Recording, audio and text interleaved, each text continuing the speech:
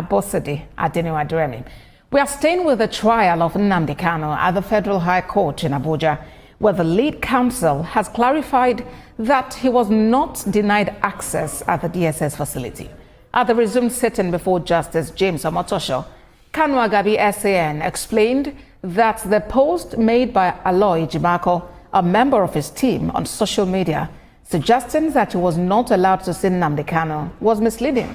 He admitted to have arrived at the DSS facility alone, but was informed that the names of expected visitors had not arrived. The court was not pleased with the action of Mr. Jimako, who without confirmation made such publication. The judge asked him to refrain from making such allegations and posting court documents online as a legal practitioner. During cross-examination, the prosecution's second witness tendered the death certificate of Ahmed Gulak, a special advisor on political affairs to former President Goodluck Jonathan. He was allegedly killed by suspected Ipob members in 2022. Our senior reporter, Celestina Rial, who has been monitoring developments there, joins me live now from Abuja for more. Celestina, help us better understand this clarification being made by Kanu Agabi SAN and its implication. Okay, well, about today, we recall that at the last adjourned date, the court adjourned so Nnamdi Kanu's lawyer can confer with him, because they were also have cross-examined the second witness, but his lawyer stood up to say that they've not had time to confer with Mr. Kanu, and they need to ask him some questions in respect to the videos that was played in court at the last adjourned date and some of the statements made by the prosecution's second witness. So it was on that instance the court adjourned to today. So today, the court needed to clarify the post made by one of the Nnamdi Kanu's lawyers, who actually was the lead counsel before Kanu Agabi took over. He made a post saying that DSS had denied Kanu Agabi, who is a senior advocate of Nigeria, access to Nnamdi Kanu. But in court today, Mr. Agabi clarified that he was not denied access, as you read from the report that he had gotten to the DSS facility, but the list of visitors had not arrived. And also, he had other engagements, so he went about his duty, but that does not translate to him being denied access. Down to the main course of today, before cross-examination could start, the prosecution asked the court that he needs to finish with the witness before the defendants could take over, which is tendering a certificate, a death certificate of the former aide of Goodluck Jonathan, who died during the course of this incident, which the prosecution has said was caused by alleged suspected members of Ipob. Because at the last adjourned date, the witness had mentioned that the broadcast made by Nnamdi Kanu allegedly incited violence, resulted to the loss of properties and also life. Among those lives was that of Ahmed Gulak. So the prosecution needed to tender that evidence to back up their statement. So they tendered it. So we move about to cross-examination by the defense team. The witness, which is Mr. BBB, a senior officer of the DSS with over 20 years of experience, was asked that what does it make of the solitary confinement of Nnamdi Kanu? Then he said that solitary confinement is not a practice of DSS. He was also asked if the charges are not speculative. He said he did not prepare the charge. He was only in charge of investigation, which is, well, recall that he said that he was among the team that brought Mr. Kanu from Lagos to Abuja when he was brought back to Nigeria in 2021. So he said he was not involved in preparing the charge. But we also recall that the charge were 15 in number, and Justice Binta Anyanku, the judge that previously handled the case, struck out 8, leaving 7 counts. And that 7 count went up to the Supreme Court and now back at the Federal High Court. So, but also, as the cross-examination was going on, Mr. Kanu Agabi asked that the court adjourn, because according to him, there are some documents they need from the police to prove the innocence of the defendants, of their clients rather, which they have not gotten. So they need time for the police to respond to those documents. But the prosecution has objected because the court had granted accelerated hearing in the matter, which means the case ought to go to day or very short adjournment. But Justice James Omotosho said, for the interest of justice, they should allow the defendants have the time with the police and get all the documents they need. And the court adjourned to 21st of May for continuation of hearing. Celestina, and so what more should we expect in this case now? When next is this coming up for trial, and what other steps are left? How many more witnesses are we likely to have examined in this matter? Okay, well, the prosecution lawyer, Adegboyega Awomolo, senior advocate of Nigeria, had mentioned that when he objected to the adjournment for today, he mentioned that they had 5 other witnesses lined up ready to testify. That the adjournment that the defendants is seeking is to slow down the process, that this whole trial has a lifespan of over 10 years. And so far, this is the time that progress is being made, apart from when Justice Binta struck out some charges. So now, he said that the defendants is just playing delay tactics. This was according to him.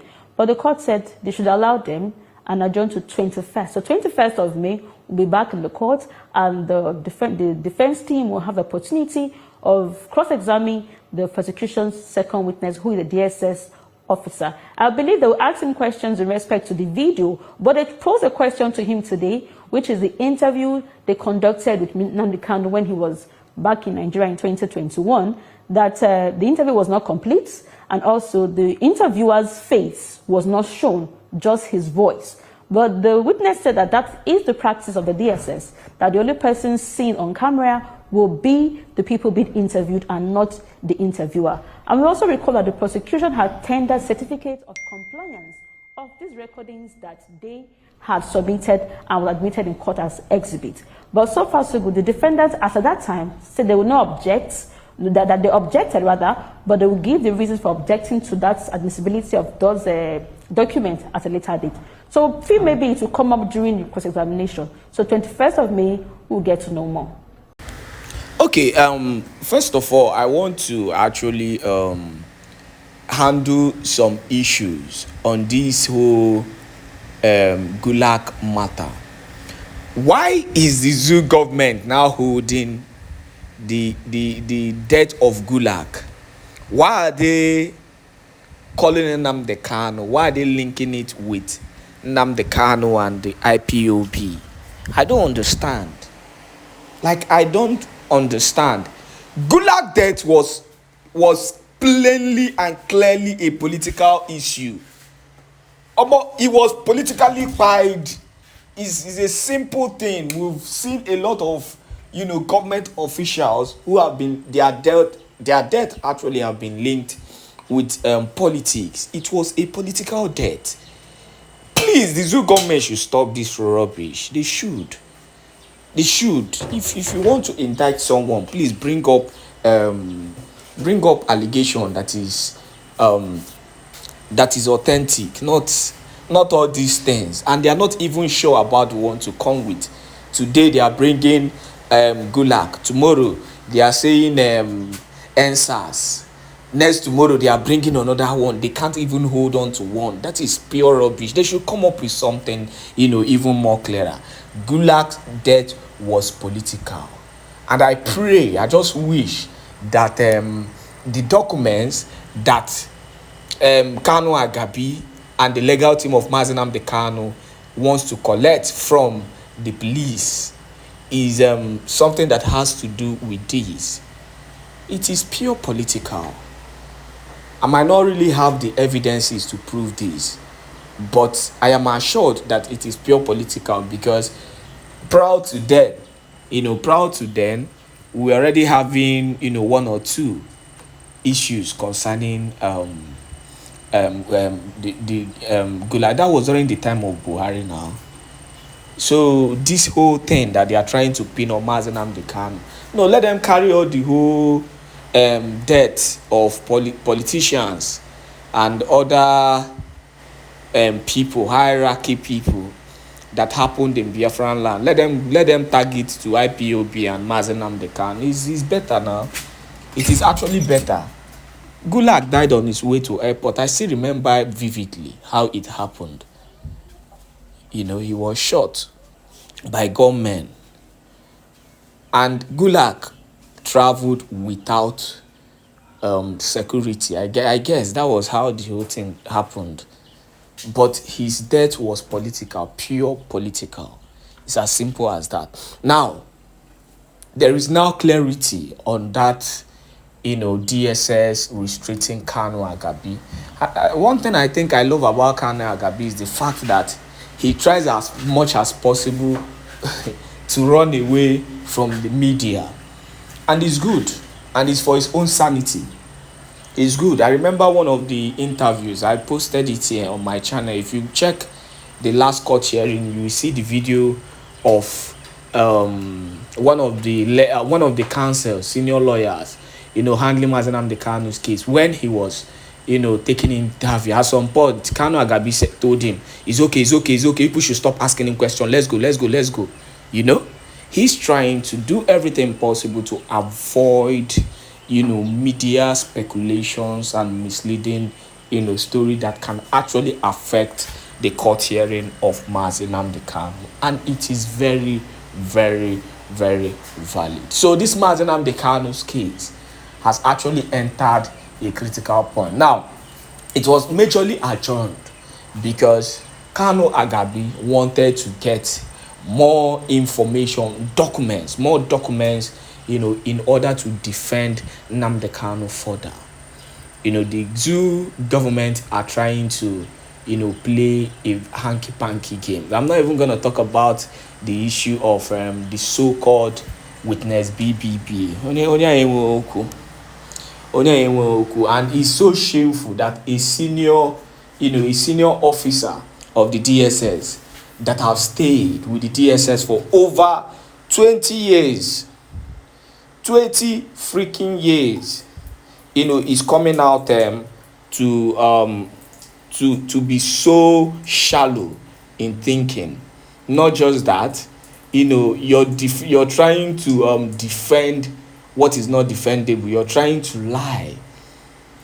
You're just trying to lie just to make sure that you indict an innocent man. It's shameful, actually. But what can we say? This is the zoo. Anything can happen. Just give them a little tip and you see them doing and overreacting, doing things that will even baffle you. So that is that on the issue of Nnamdi Kanu. But meanwhile, let us go into more details on this as we continue to unravel, this whole shenanigan happening in court. Who is aware of it? That's one where some of the things I know question it, though I cannot blame them because every nation shows their manpower in terms of military, equipment and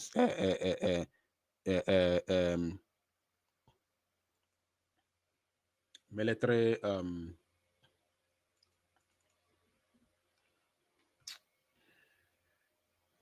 military might.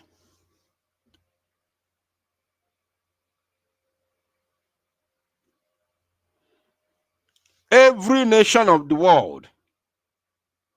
In fact, it is a joy for a country to show their military might.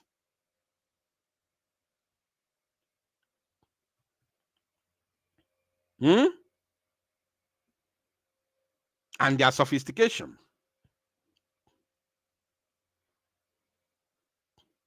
Every nation of the world shows how powerful they are militarily, military-wise, and how sophisticated they are on equipment.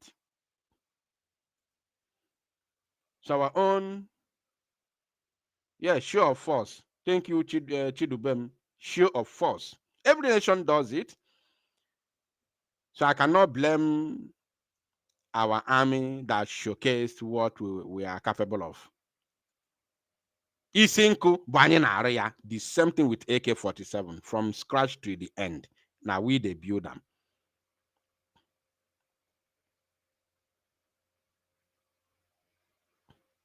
But the only problem I am the capability of protecting what we have and where we are doing it.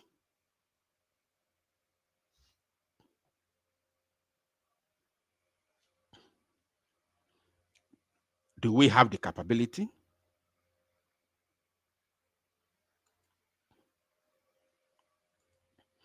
Now, Let's continue. From Nnamdi Kanu, Fulanis will do anything to provoke our people tomorrow, which is May 30th. Tomorrow morning should be peaceful. Fulani in the military uniform will do anything to provoke us. So therefore, tomorrow should be peaceful. And to make the matter worse, now them they played the audio. The Ford hard drive, apparently containing another audio clip extracted from broadcast of Nnamdi Kanu, is slotted to play. A video of Nnamdi Kanu in the USA addressing the World Igbo Congress in 2012 is being aired in court.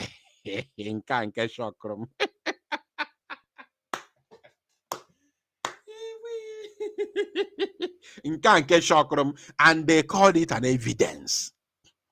Where Nnamdi Kanu was telling the World Igbo Congress that we need, weapons to protect ourselves, to defend our land. Is it not within his right? Is it not within the right of every individual to call for self-defense and protection of his land, lives, and properties? Is it not within the right of any individual? Do you have to wait for government to come before you know that you have to protect yourself if the government has failed to protect you? If the government has failed to protect you, then you protect yourself. You find a way. You devise a means to protect yourself. It's very simple. It's common sense. But these jackals, these animals, went to play Nnamdi Kanu's video in America in the zoo court, where Nnamdi Kanu was telling WIC, World Igbo Congress, to give us, arms to protect our land. And should World Igbo Congress listen to Nnamdi Kanu back then in 2012? Ife na-eme kita ka aka amamme. Ife na-eme kita amamme. By now, since 2012 till now, anya ka inwelo go nwanyị. Anya ka gi inwelo nwanyị since. Should World Igbo Congress back Nnamdi Kanu in all ramifications, what is happening today wouldn't have happened. The Zoo, Janjaweed DSS, and the Zoo federal government went to play the video in the court as part of evidence. I don't know where this evidence will have. I don't know how, if this is the evidence they have. So why are they keeping Nnamdi Kanu in the dungeon? Now, fifth audio clip of Nnamdi Kanu being aired before the court. MNK, every Hausa land is occupied by Fulani. Is it a lie? Is that not true? MNK, many years ago, they were Hausa Fulani, and now they proudly saying they are Fulani. Is it a lie? Bala Mohammed was there talking the other day on Channels Television. Is it a lie? Is it no longer Fulani everywhere now? Who is still talking about Hausa Fulani again? The Hausa people have already come outside and disassociated themselves from these aliens. So who is still talking about Hausa Fulani? Is it not Fulani everywhere? Is it not Fulani? Nnamdi Kanu, everybody knows that Nigeria is finished. Is it a lie? For someone to say that the zoo is finished, Nigeria is finished, is it a crime? Has the zoo not finished? Is the zoo not over yet? Over? What you are patching now, the only thing holding the zoo is because the politicians are still stealing. That's all. Even the soldiers are tired. The police is tired. Even the DSS prosecuting Nnamdi Kanu is tired. The only thing still holding the zoo is because their commanders and their bosses are still sharing money. That's all. Even Amechi, who happens to be a politician, said it even the other day. That's because they are still sharing money. Amechi said it. Oh yes, he's a critical stakeholder in APC. He said it just the other day in Lagos. That is because they are still stealing and sharing money. That's the only thing holding Nigeria. And the politicians are not sharing the money alone. They are sharing it with the security chiefs. Because when the security chiefs are getting their own share, then it is impossible for them to attack the politicians. It becomes impossible for them to attack the politicians. So the military chiefs, the security chiefs, all the DSS boss, police boss, army boss, all of them, they are sharing the money. You can divide the area, well, your own part, then CNDC begin on your own, organization. You care for everybody, then their boys is in a boy by a girl in the street. And when if a farmer are gonna top, they know nothing, even though they know they can't say anything. Oh, the zoo. Oh, the zoo. Then Nnamdi Kanu, can you imagine Fulani telling you, Yoruba, if you remove Fulanis from your forest, we will destroy you? Is it a lie? Did they not say it? Thank God that the judge is also a Yoruba man, or Motosho. Probably he's from Ondo State, or maybe from Ibadan, where Fulani has already sacked almost half of the state. Fulani has sacked almost 80% of Ondo, sacked 80% of the state, Ibadan capital. Yeah, what's the name of that state? Can somebody remind me in the comment section, please? What is the state? There's this state that Ibadan, Kezi state. Please remind me, remind me in the comment section the state that houses Ibadan. Ibadan is the capital city. Wow.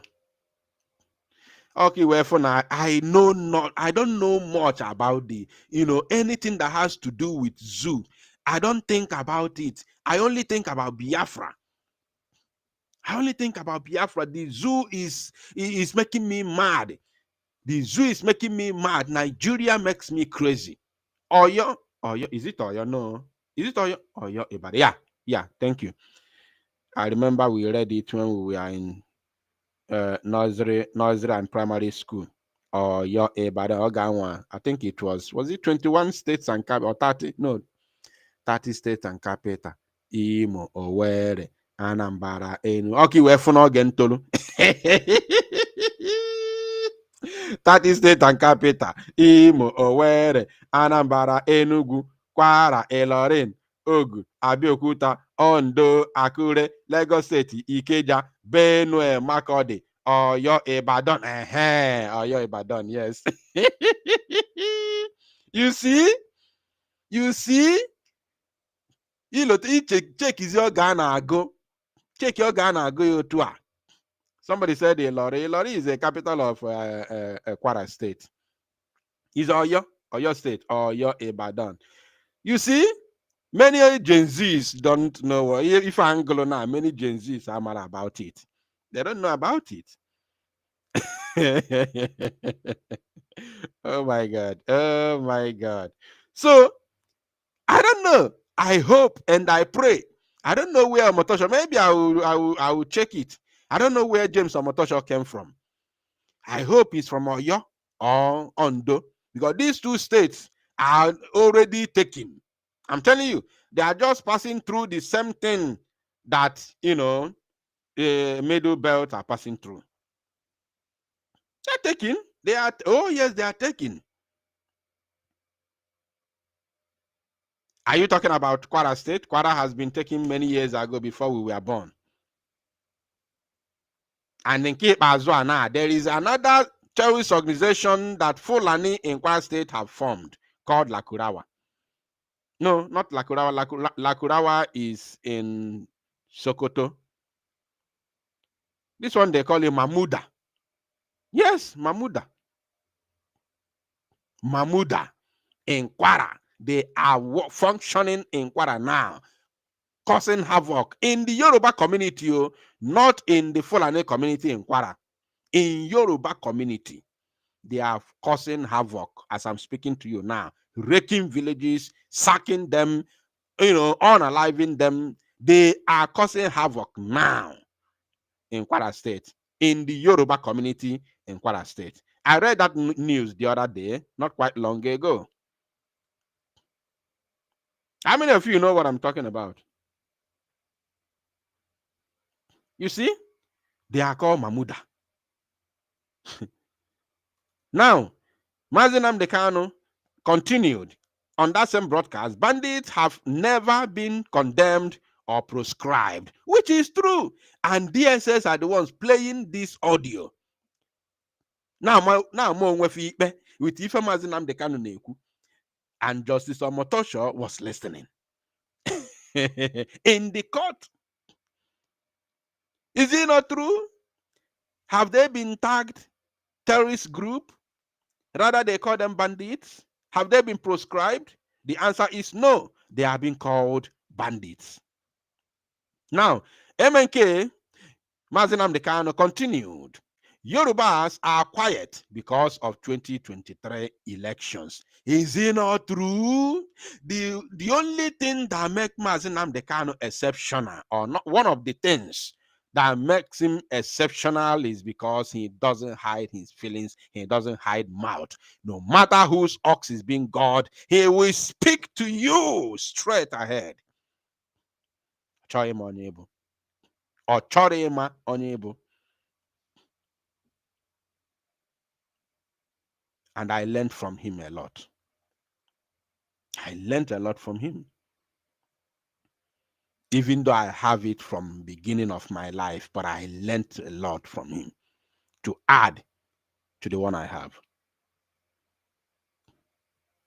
Nnamdi Kanu continued on that same broadcast. I told the Yorubas to wake up and confront the bandits. Is it not true? He told them.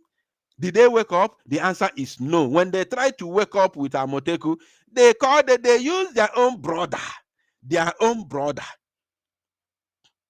Osibanjo, to disarm Amoteku. When Amoteku was formed, they were given AK-47 assault rifles. Yes, we all saw the videos. We saw them. Fulanis say, no, never. Amoteku can never bear arms. Even if they will bear arms, it has to be light arms. Because they know that if Amoteku had been allowed to carry that AK-47, Fulani terrorists wouldn't have been occupying Yoruba forest today, coming out to launch attacks against the innocent Yoruba people and their communities. Fulani was aware. What did they do? They said, never, ever should this happen. They said, never. We can never allow this to happen. They fought against it. They fought so hard against it.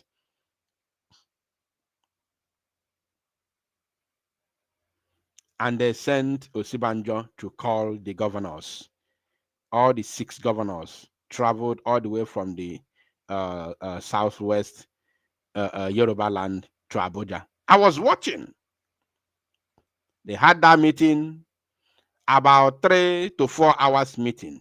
Immediately, the governors went back to Yoruba land. They disarmed Amoteku. From that very minute, Amoteku was disarmed, and they were given double barrel and pump action, which before you pump and shoot, Fulani with the AK-49 Agbago get 20 rounds.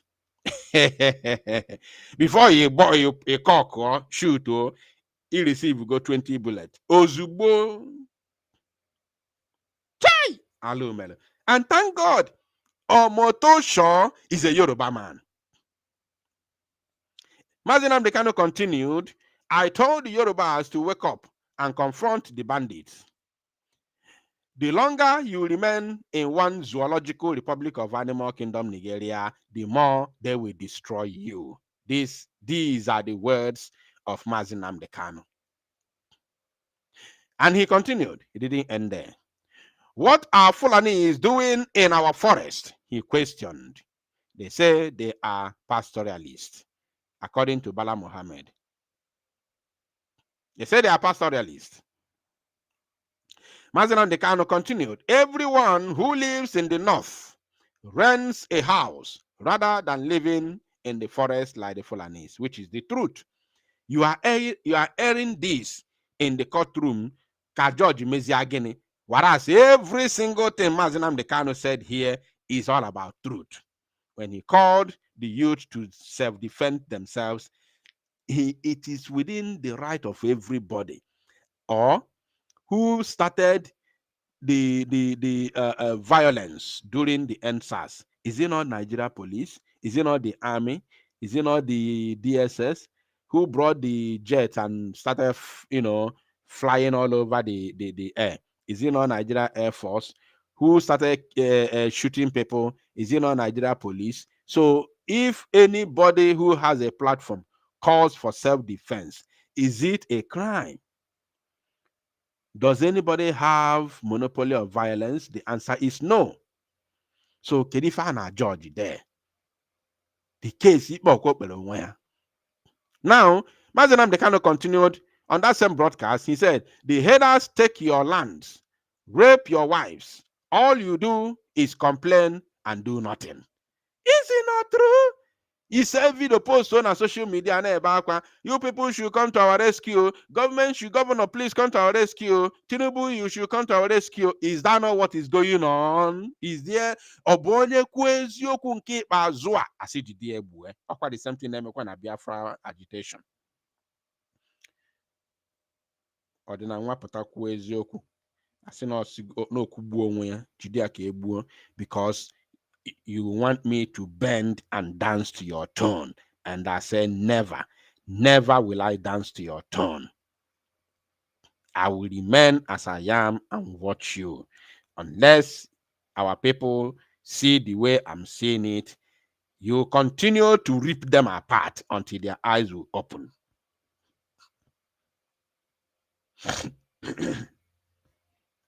Excuse me? And don't think that this thing is just for one person. No.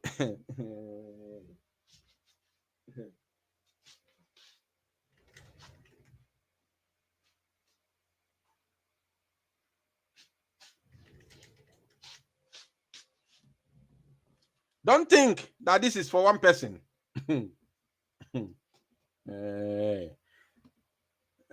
Men are angry. Men are angry. There are a lot of things going wrong.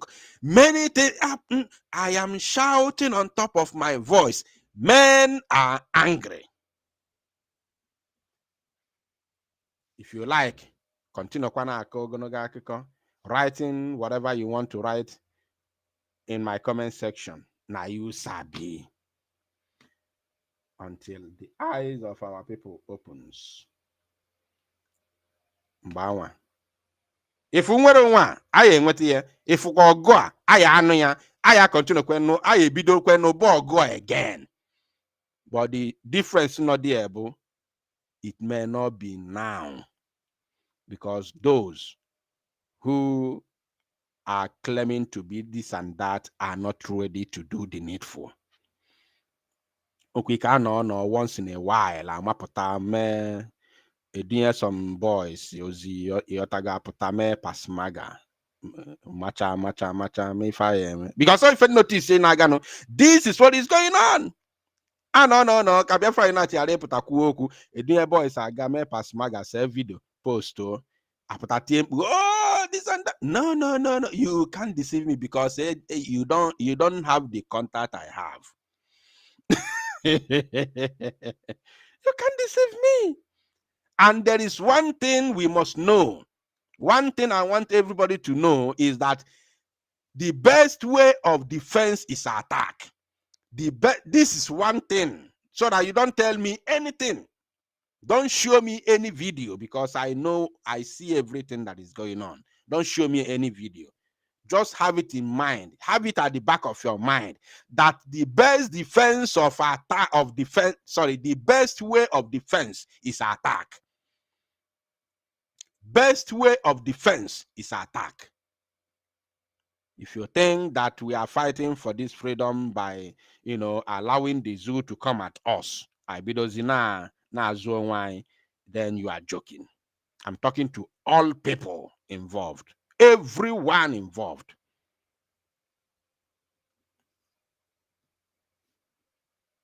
Everyone involved is who I'm talking to. MNK, there is nothing more precious than freedom.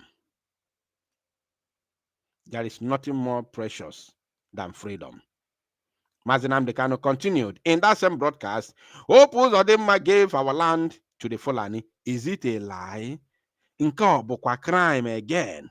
And the clip ends there. Is it a lie? Is it a lie? Obife kwesịrị ịpụta na-ekwu asị